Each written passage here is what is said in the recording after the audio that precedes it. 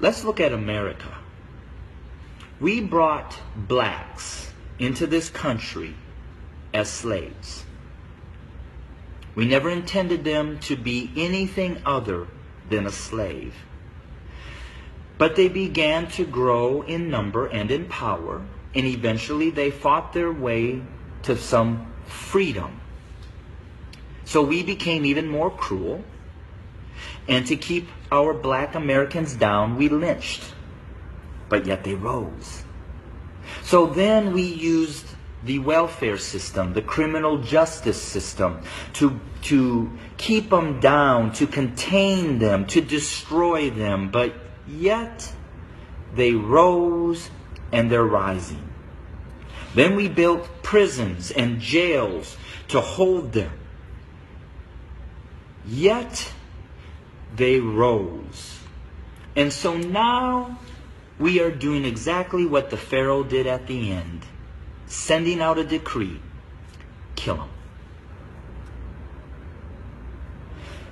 So until we admit that when we wrote this Constitution that all men are created equal, that we never intended to include our black brothers and sisters, our nation may end up facing exactly what the Egyptians faced when they refused to let God's people go. So I'm going to say this to my white fellow Americans, that the bloodshed that is on its way is not on the hands of our fellow black Americans, but is on our hands. We are the ones that are refusing to let God's people go.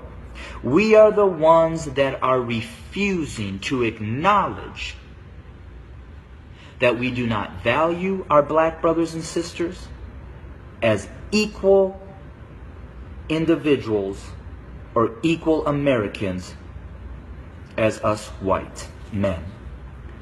And to my black brothers and sisters, the racial issues, as I've said, have been there from the very foundation. But why do we see it more?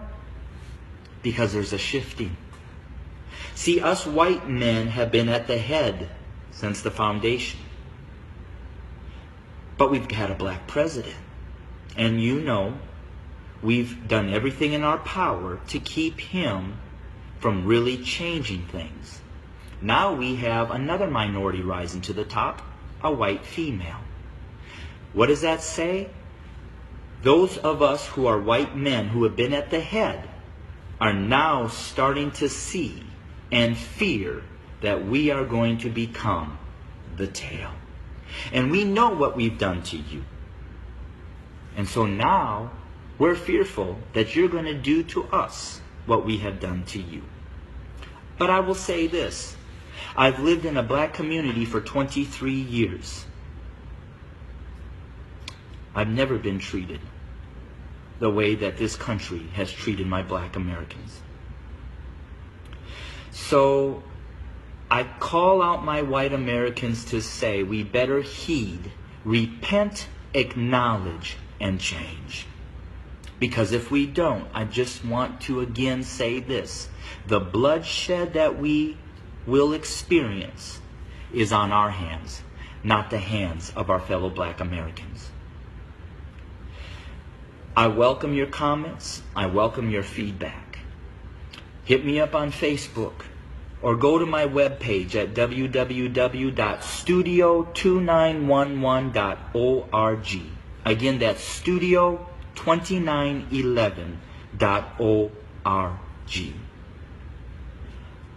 I don't necessarily know the answer, except for us white Americans need to repent, acknowledge the lies that we have taught, acknowledge our value system of equality. It is not here, and it does not include our black brothers and sisters. And we need to change, and we need to change now. Thanks for your time. Bless you.